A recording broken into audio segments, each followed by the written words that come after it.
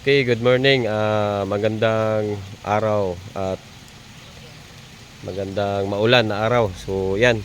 So, ito na. So, ito na yung assist converted natin, update. So, nakuha na natin sa yard. And then, ito. So, itong package pala natin ng unit na to, assist converted siya, pero ready to go. Pwede na siya long distance kahit sa malayo. So, safety unit yung assist converted. So, anong meron? Bagong battery. So, newly convert from right to left, and then new registration, at saka yan, yung windshield. So, kita naman natin yung windshield. Napakaganda at clearly. So, walang basag. Pag basag, papalitan natin ng bago at ikakabit natin. Ikakabit natin ng urethane sealant ang gagamitin. So, yan, D17B 4x2. Ito yung mukha ng D17B. Pero, kung sa nakikita nyo, ang D17 is malaki na siya sa una. Malaki na siya sa dati. Malaki na siya kasi yung D64 medyo maliit. Yan, so check natin yung loob. Ito yung itsura ng D17B. So, from Japan is ito yung original dashboard niya. So, nasa right pa yung steering. So, pag sabing nasa right pa, so hindi pa siya na-convert. So, ito pa yung, kung sa nakikita nyo, actually, napakaganda talaga ng original dashboard. So, wala tayong magagawa. I-convert talaga. Kakatayin talaga itong dashboard. So, ito yung original na itsura ng dashboard from Japan. So, Tiptronic. So, yung shifter, ito talaga yung original. So, originally, ito yung setup ng shifter. So, yung iba naka-convert na ililipat yung shifter dito. So, sa atin, hindi natin nililipat kasi i-preserve natin yung originality ng frame at saka yung shifter at saka ito. So, wala lang makakating. So, originally lang. So, yan talaga yung buhay ng surplus. Kung ano lang yung i-convert na magagalaw, yun lang. So, wala nang iba. Like dashboard, aircon system, at saka yan, ito lang talaga sa harap yung mako-convert. So, ito, hindi natin i-recommend i-convert ito kasi mas matibay kasi yung original. So, pag pinotol na yan, hindi talaga matibay. Kaya yung dashboard, kung meron lang sanang brand new dashboard from left na, so mas maganda, yun na lang sana. Sa 64 meron na, sa 17 wala pa. So, antay-antay na lang tayo, baka may magdating. So, yan. So, yung unit, power window. Yan, power window siya sa harap. At saka meron siyang console box. Dito, ceiling. So, kita nyo, sa as is, meron talagang ganito. Hindi talaga maiwasan yung mga ganito. So, normal, pag magkuha tayo ng as is, ma-encounter nyo talaga yung mga ganitong mga original sa inyo kasi ito, hindi ito pwede palitan. So, depende na lang. Swerte na lang sa unit na walang mga ganito. Pero halos lahat talaga. Kita nyo, yung mga paa. Yan. Yan talaga yung mga kahintang ng surplus. So, actual footage ito. So, yan. Ito. Normal ito sa as is. Meron talaga ganito. So, ito yung itsura ng upuan. So, okay lang yan kasi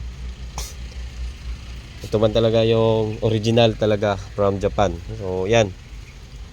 Yung susi niya. So, medyo cute na kasi wala na yung kuan. So, madali lang ito. Pwede ito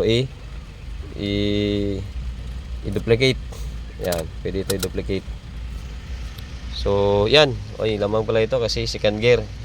Actually, yung second gear pala, yung gamit nito is kung sa city ka, gusto mo ng second gear lang, so naka-trigger second gear yung transmission, so i-switch mo lang ito, long press. Switch mo lang ito at mag second gear na siya. So, hindi na siya mag-start to first gear. So, ang starting entrada ng transmission is second gear. So, yan, ito yung purpose nito. So, ito adjustment ng ilaw. Yan, adjustment dito ng ilaw. So, yan. So, tingnan nyo, nakikita nyo, napaka Napaka ganda talaga ng dashboard sa original. Yan. Ito tayo, yung likod. Yan. Ito yung likod.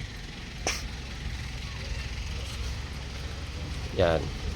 So, ito basag yung pan. So, ito papalitan natin ito ng bago. Basag. Pero meron na tayo nito. So, yan. So kita nyo, yung original, yan no, napakalaki. So, lamang talaga yung ganitong unit kasi pang pamilya, pang business. So, pan talaga siya. Practical na sasakyan. Tuloy itong sasakyan na to, originally from Japan talaga. Japan. So, pag sabi natin na Japan, so matitibay talaga yan. So, nakadepende na lang yan sa pag-rebuild. So, ito yung original na ilalim natin. So, yung evaporator niya, andyan pa naka-seating. Yan. Yan yung original niya. So, kakatayin yan. Yan. Dito tayo sa kabila. So, ito, ibibend lang ito. Madali lang ito. I-heater lang yan. So, ito yung mga accessories niya. Yan. Check natin dito. So, yan. Ito yung original na yan. Tingnan nyo. So, ito hindi na natin ito ibalik kasi napakadumi. Grabe yung dumi. Yan. Oh. Tapo na ito. So, ito yung original na system ng aircon. So, evaporator. Si evaporator nandito, si blower ito. Ito yung blower natin. So, ito yung electronic EPS. Yan. So, ito yung BCM. So, may BCM. Yan. Ito yung sakit papuntang ceiling. Yan. Yan. So, yan. Ayos. At so, fuse box dito so meron siyang ganito. Yan. So, ito wala na to, disable na ito pag paano. Kasi hindi siya mabalik from original. Pero sana kung kaya man ng mga I hope sana may mabalik tong lahat, pero hindi talaga. Ilang taon nang nakaraan. So, hindi pa na pagpanuhan ng mga conversion shop. So, ito yon. Ito yung magagamit na adjustment ng blower. Yan. Ito AC. And then, yan. Inner loop, outer loop, hazard, original, stereo. So, yan.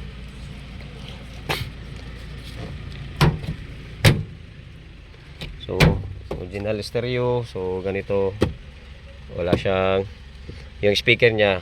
Yan. So, ito wala siyang speaker dito sigurado. Kita natin dito. Meron siyang nakaabang na speaker. Wala talaga. Ano ito? Check natin yan. Walang speaker. So, originally wala siyang speaker. So, ano yung nasa setup ng unit nyo, ang assist? Yan na yan. Yan. So, meron siyang ito yung center mirror, dome light, sun visor. Yan. Yan. So, pag as is, convert natin yan, PPMS. Tsaka, yan. Ayusin natin ang maayos. So, yan. Ang ganda. So, para makatipid at hindi makaya yung finish, kumuha lang ng as is. Ready to go na yung as is natin, yung setup. Kasi, yan man talaga.